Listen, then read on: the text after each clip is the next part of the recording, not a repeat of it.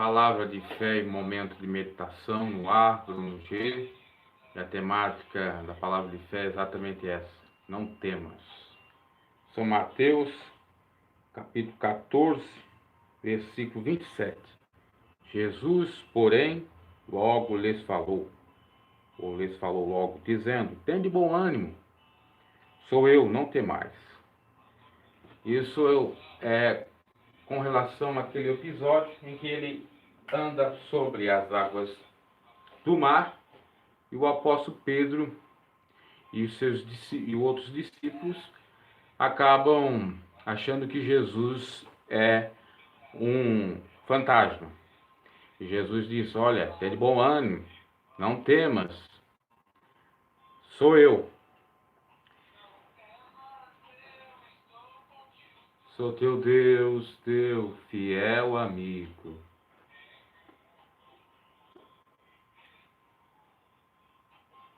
Não temas.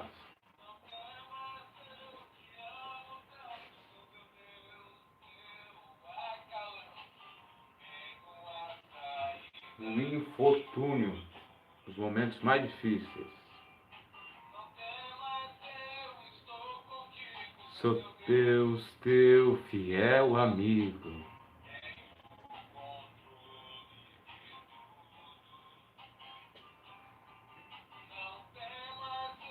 Te amo tanto, sou teu Deus, teu acalanto. Na Bíblia, são 366 vezes que há a expressão não temas. É para cada um dia do ano, inclusive para o ano bissexto. Creia nessa palavra. As dificuldades, as lutas, as tribulações são enormes, são grandes.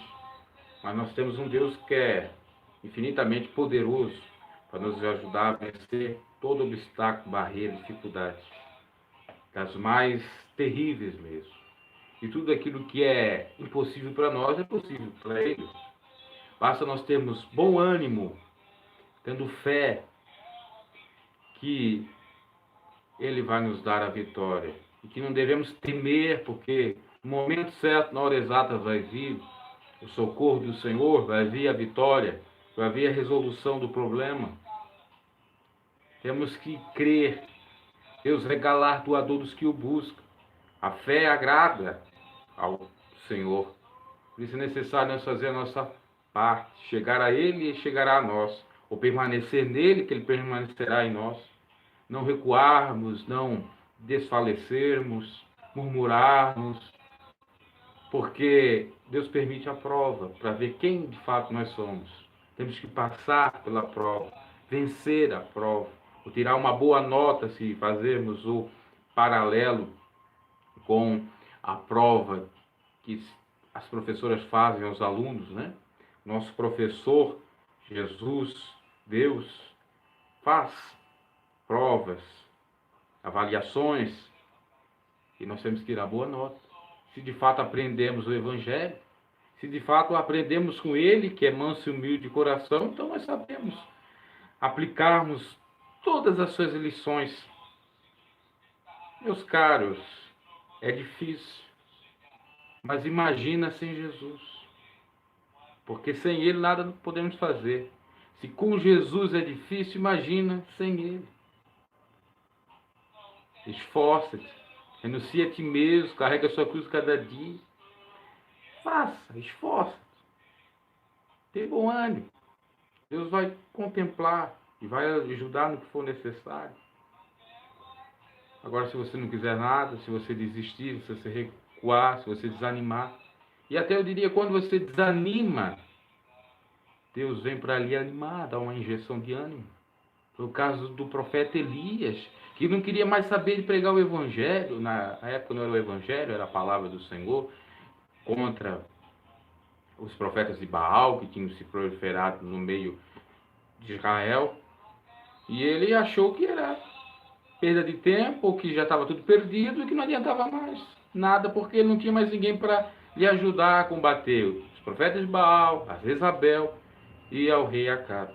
Mas o Senhor foi lá, enviou um anjo, deu comida, deu bebida, disse: olha, esforça, tendo bom ânimo e vá. Ele foi. E o que ocorreu com ele? Não viu a morte. Foi arrebatado. Deus tem algo surpreendente para fazer na nossa vida. E por isso que o inimigo luta para que nós desistimos. Para que nós não prosseguimos. Porque quando não prosseguimos, a derrota é total. A gente se dá um passo atrás, ou milhares de passos atrás, retrocedemos. Agora, quando, mesmo estagnados, parados, nós não desistimos, a tendência é avançar. Porque se você dá um passo para trás, você ainda tem a dificuldade de voltar onde você estava e depois tem que progredir, ir para frente. Né? Há dois trabalhos. Agora, se você fica firme, não você resiste, Deus lhe honra, Deus lhe coroa. Então, meus caros, seja no que for, seja na vida espiritual, material, trabalhista ou do trabalho conjugal, que nós queremos nessas áreas, é necessário nós termos persistência. Não teimosia, porque a teimosia está associada a coisa ruim, geralmente. Às vezes a pessoa é teimosa por arrogância, e quem tem arrogância não está no Evangelho. Agora, a persistência é daquele que tem um caráter do que é bom, daquele que tem, de fato, a consciência limpa, porque sabe que está agindo de boa fé em prol de algo que é bom, é para o bem de um grupo ou coletividade. Por isso, meus caros, se não temos o que temer, por que não prosseguimos? Por que paramos? Por que recuamos? Pior ainda. Devemos temer o Senhor, que é o princípio de toda sabedoria, temor reverencial, diga-se de passagem, que é aquele que você tem que respeitar, né? Tá ligado ao respeito. Temer o homem, mundo, satanás, macumba, feitiçaria. Porque aquele que está conosco, que habita em nós, é mais forte do que eles. Nós tudo podemos no Senhor, porque Ele nos fortalece. Nós somos mais do que vencedores. Jesus disse: no mundo tereis aflições, mas tem bom ânimo, porque eu venci. Se Ele venceu, nós vamos vencer. Basta termos fé. Ter o bom ânimo, ter fé, prosseguir e não temer a nada, o desafio, o conflito, a ofensa, a intimidação, a adversidade, a tempestade. Escute, Will. É uma mensagem cantada muito especial e Deus me inspirou em um dado momento que eu estava passando uma dificuldade terrível. Olha, estou contigo, sou teu Deus, teu fiel amigo. Em o de tudo. Tua situação está sob controle. Deus tem na palma das suas mãos toda a terra. Eu acalanto, carrega nos braços e canta aquela canção de ninar para lhe tranquilizar. Pense nesse sentido. Essa é a palavra de fé. Não temas. Há problema no trabalho, há problema, conflito na família, com o cônjuge, há problema na escola, há problema na faculdade, há isso e aquilo. Entregue para o Senhor, confia nele, mas tudo ele fará. Lance as suas ansiedades aos pés do Senhor. Peça sabedoria e inteligência para que ele possa lhe instruir a como agir no momento certo, para você ser o vencedor, para você alcançar então ali o que você espera, o que você quer na área, né? Essa é a mensagem. Não temas. Sei que falar assim, né, é muito bonito, é um discurso maravilhoso, e na prática é complicado porque Jesus mesmo disse que o espírito está preparado, mas a carne é fraca. Mas que isso não sirva de pretexto para nos desfalecermos ou recuarmos. Isso, pelo contrário, sirva para nos animarmos. Porque quando o espírito está forte, ele vence, ele crucifica.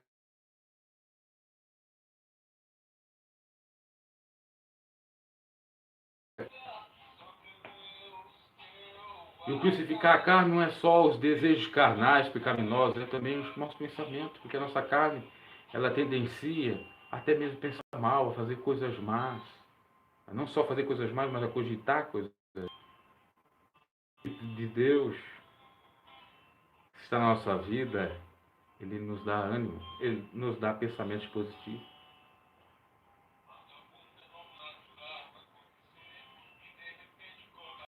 Fenômenos naturais acontecem do nada, de repente, permissão do Senhor, como Deus provou a vida de Jó. Existem provações que Deus faz para que veja quem nós somos de fato e se nós somos aptos para alcançar algo mais. E existem tentações do maligno permitidas por Deus para ver se de fato nós resistimos à vontade de Deus e vamos dar lugar à vontade do inimigo. Resistimos, pois, Satanás. Submetemos à vontade de Deus e o inimigo fugirá de nós. A tentação sairá.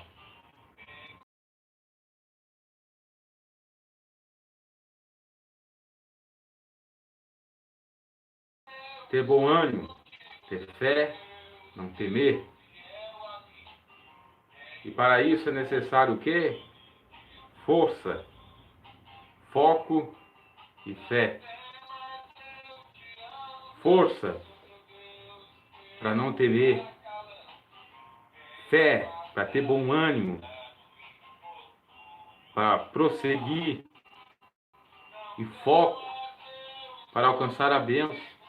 O foco é Cristo Jesus, é o único que pode lhe ajudar nesse momento.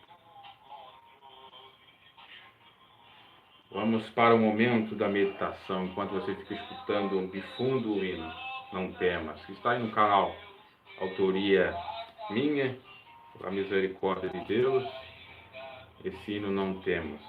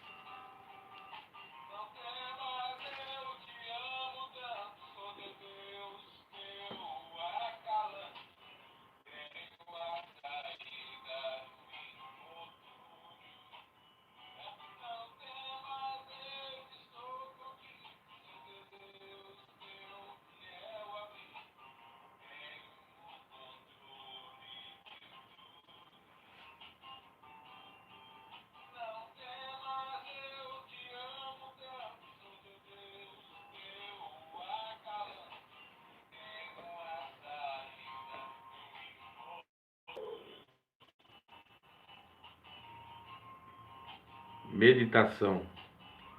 1 Reis 18, 17 ao 18, 17, 18.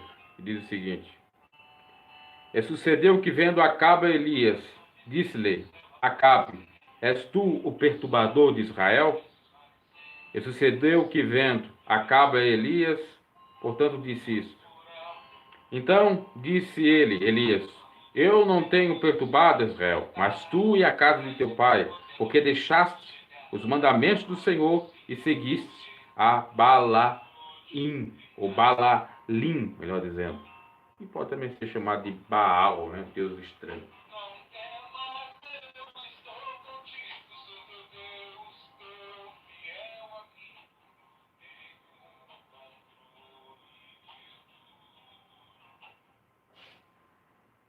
Essa passagem é muito interessante acerca do perturbador. Como a inversão de valores acontece quando a pessoa não quer se submeter à vontade de Deus. Quando ela acha que está certa, mesmo fazendo as coisas erradas. Mesmo ela até mesmo no subconsciente, percebendo, vendo que está errado. Mesmo o tribunal togado na nossa consciência, ou da sua consciência, ou da consciência do mesmo, condenando. O profeta de Deus, Elias, foi exortar Acabe, que era rei de Israel, que tinha transgredido a lei do Senhor, ao casar com uma mulher estrangeira que seguia outros deuses. Não só isto, como se prostrou diante dos deuses dessa mulher, a qual vem a ser Jezabel. E, pela vontade de Deus, Elias vem exortá-lo. E ele pensa que é uma picuinha, uma briga de Elias com ele. Ele pensa que Elias está o perseguindo, que Elias não foi com a sua cara, e que por isso que vem as exortações que na mente dele não é do Senhor, é da carne, é do próprio Elias.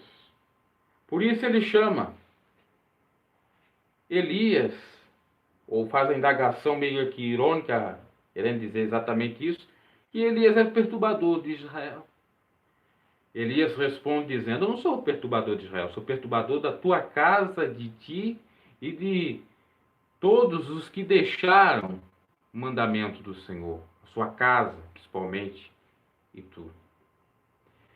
E o interessante é que, meus caros, quando você vai pregar o Evangelho, vai pregar a palavra do Senhor, falando a verdade, sendo sincero, transparente, você não é benquisto.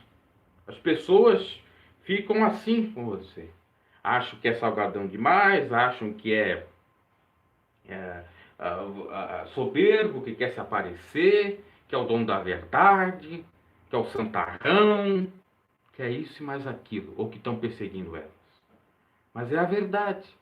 Verdade que, no caso, trazendo já para os dias atuais, já para Jesus, que isso é Velho Testamento, no Novo Testamento, a verdade que nos liberta, o próprio Cristo, que é pregado, pois Cristo também é a palavra, por todos os pregadores fiéis, e que essa palavra, ela, quando é de Deus de fato, ela não está sendo de modo algum parcial, ou seja, querendo atingir uma pessoa ou querendo exaltar uma outra.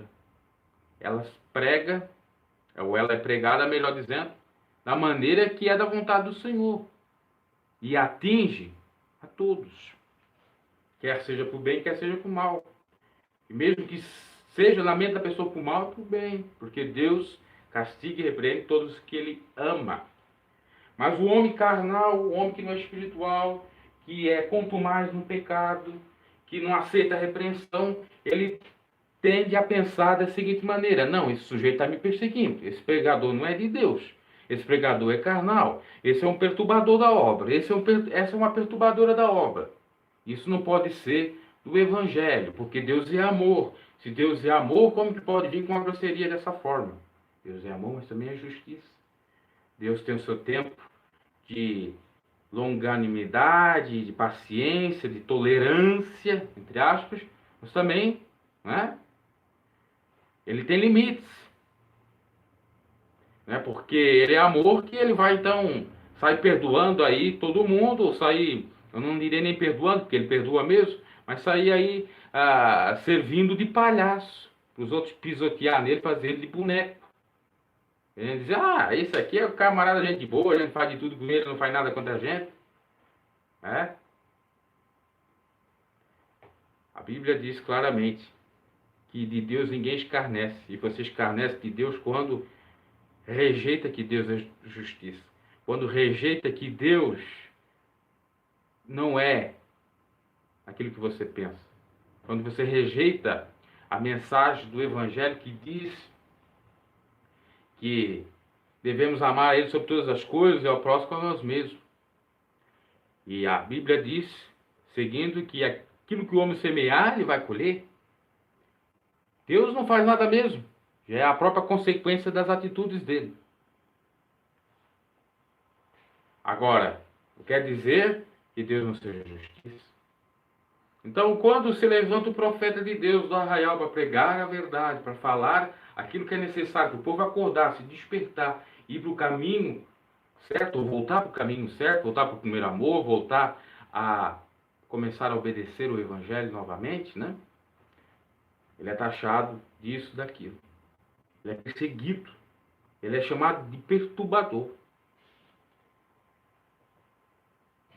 Veja, Elias foi chamado de perturbador. João Batista, percussor do ministério de Jesus, que era considerado até por muitos o Elias que havia de vir, ou haveria de vir, pelo fato que Elias foi arrebatado, não passou pela morte. Diziam então, portanto, que João poderia ser o Elias. E Jesus até confirmou: esse é o Elias. Estava na autoridade de Elias, não tem nada a ver com encarnação ou com qualquer outra coisa. É simbolismo, é linguagem metafórica. Muito bem. E quando João Batista diz lá para Herodes: olha, não é lícito estar com a mulher do teu irmão Filipe. Herodias. O que acontece? A ojeriza é tanta da parte da mulher de Filipe, que era amante de Herodes, que ela pede para sua filha, quando faz aquela dança e agrada o rei, pedir a cabeça de João Batista. Percebe? Que ali era uma figura simbólica do perturbador de Israel, porque ele falava a verdade. Coisa que muitos não tiveram coragem para dizer, por isso que Jesus considerou ele como o maior profeta, até mais do que Elias, porque falou a verdade. E assim como Elias foi até vamos colocar aí, perturbado ou perseguido por Acabe e Jezabel, João Batista foi preso, colocado em cárcere e morto por conta de Herodes e de Herodias. Então, mesmo Acabe, o mesmo fato que ocorreu com Elias, com Acabe e Jezabel, né, com esse casal terrível, com essa mistura abominável, né, de casamento entre homem de Deus da promessa e mulher estrangeira que não se converteu, né, no caso ali. E no caso de João Batista, né, o Herodes e Herodias. Então, percebam, meus caros, que se você for falar a verdade, você está sujeito ao quê? A ficar desanimado como ficou Elias, a recuar, ou a perder a cabeça que nem João Batista. Agora nós temos aí vários reclames, discussões, enfim, em torno da manifestação do cabo Daciolo nos Gideões. E de tantos outros profetas que têm subido os púlpitos e repreendido algumas práticas errôneas das instituições religiosas odiernas. E essas pessoas têm dado a cara a bater, têm sofrido, perseguido, têm sido taxadas de soberbas, de querer fazer politicagem, de querer se aparecer, etc, etc. Por quê? As autoridades, as lideranças dessas igrejas não têm a humildade de reconhecer os seus erros. Faz a mesma coisa que Acabe. Não, tu és o perturbador de Israel, tu estás perturbando aqui. Tu queres fazer aqui algum auê. Tu estás querendo manchar a obra de Deus. Está manchando a obra de Deus. Falando a verdade, está manchando a obra de Deus. É o que dizem os falsos profetas e as lideranças carnais dos dias odiernos. Os religiosos carnais. Faz a mesma coisa que Acabe fez. Acabe se desviou dos mandamentos do Senhor. Em consequência, veio a repreensão. Porque a repreensão vem exatamente para aquele e para aquela que deixa o mandamento do Senhor. Isso é lógico, porque Deus castiga e repreende todos que o amam. E é sinal de amor de Deus, porque senão ele nem repreendia, nem castigava. E a arrogância, a petulância é grande dos religiosos, tanto foi no caso de Acabe e outros personagens bíblicos, como nos tempos presentes os religiosos, que eles acabam achando que aquilo que eles estão fazendo não é errado, que aquilo é coisa do pensamento humano, que aquela revelação ou profecia de Deus não é de Deus, é revelamento ou é profetada. Tem isso. Existem profecias que são profetadas e existem revelações que são revelamentos, ou seja, que não são de Deus mesmo. Agora, existe gente pensando que profecias que são de Deus e revelações que são de Deus são da carne, não são de Deus. Então, há a inversão dos valores. Porque até mesmo as profetadas e revelamentos, alguns acabam crendo. Né? Porque fala de bênção, geralmente. Todo mundo quer estar na bênção, todo mundo quer estar, né, na glória. Mas quando vê repreensão para colocar a sua casa em ordem, como foi para o rei Ezequias, para que ele tivesse o acrescento, para que ele fosse abençoado com a dádiva de ter seus dias acrescentados, né? E ele se arrependeu, de fato. Então, é um exemplo diferente do Acabe. Acabe não aceita a repreensão, ainda diz que o profeta de Deus está mentindo ou é o perturbador de Israel, né? Inverte tudo. Já Ezequias aceita a repreensão e pede misericórdia a Deus, e Deus acrescenta seus anos de dia, seus anos de vida. Que sejamos assim, porque do contrário só nos resta e será reservado para nós o fogo do lago de fogo. Será reservado para nós só maldição nessa vida, ainda que nós estejamos prósperos, entre aspas, com riquezas materiais, porque a verdadeira riqueza provém de Deus, que dá a bênção e não acrescenta a todos. Quando as pessoas estão ricas, mas estão cheias de dores, estão tentando até mesmo suicídio, não tem paz, não tem nada disso. Por quê? Falta a presença do Senhor, a Shekinah, inclusive nesses pastores. Por quê? Porque eles conhecem a verdade. E eu até diria que eles estariam muito mais pior do que os ímpios que estão ricos e que estão sofrendo. Porque eles conhecem a verdade e não obedecem. O que ocorreu com Saul? Saul era um homem de Deus. Israel escolheu um rei, Deus deu. Foi Saul o primeiro, ungido. E ele descumpre o mandamento de Deus. O que ocorre? Vem um espírito imundo de perturbar. E esse espírito imundo é repreendido pela flauta do rei Davi. E mesmo assim, ele ainda continua perturbado, porque ele percebe o próprio rei Davi que lhe fazia bem ao tocar aquela flauta. E ainda não se contentando, porque Deus não responde mais por Urim, por Tumim, pelas pedras, vai atrás de uma pitonisa, uma feiticeira. E lá ele enxerga, ou uma necromante, né, também pode representar, enxerga lá, né, tanto a mulher mostra como ele vê, Samuel, o profeta Samuel já morto, profetizando para ele ir à peleja. E ele acaba catando aquilo que o inimigo personificou ali, com a imagem de Samuel. E é danoso, é desastroso a derrota dele. Ao ponto dele não querer nem ser morto pelos seus inimigos, ao ponto dele tirar sua própria vida. Então, meus caros, para que nós não perdemos tempo ou perdemos nossa vida, é necessário nós sermos humildes, porque Deus resiste os soberbos e dá graça aos humildes, que nós acatamos a vontade, aquilo que Deus quer ou a vontade dele.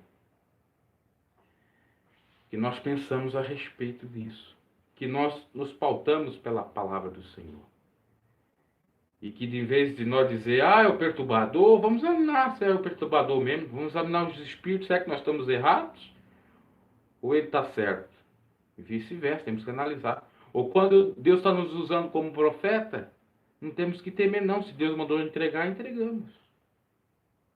Para que a obra do Senhor seja edificada, para que haja arrependimento. Deus dá a revelação, Deus dá a profecia, não é para ver o mal do irmão ou da irmã, é para que ele, ao ser repreendido, ou ela, reconheça a sua miséria, arrependa-se e alcance a bênção da prosperidade, ou a bênção do acréscimo de anos de vida e a vida eterna, obviamente. Porque o pecado o pecado nos impede de alcançar a salvação, e é o salário da morte é o pecado. A morte em todos os sentidos, inclusive o espiritual. Pensamos nesse sentido. Tomemos muito cuidado de taxar os homens de Deus como homem da carne, ou mulher da carne, mulher até às vezes usada pelo inimigo, perturbadora da obra do Senhor. Porque os perturbadores não são exatamente quem prega o Evangelho. Porque disse Elias. Não são aqueles que pregam a verdade. São aqueles que são contra a verdade. Os verdadeiros perturbadores.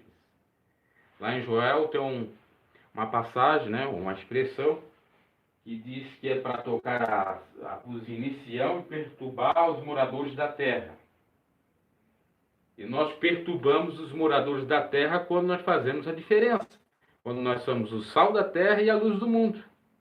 E perturbamos os rebeldes, os falsos cristãos, quando de fato nós exercemos o Evangelho, as boas novas, quando de fato nós amamos, quando de fato nós seguimos aquilo que Jesus quer, que nós, o mandamento de Jesus, e fazemos o que Ele quer.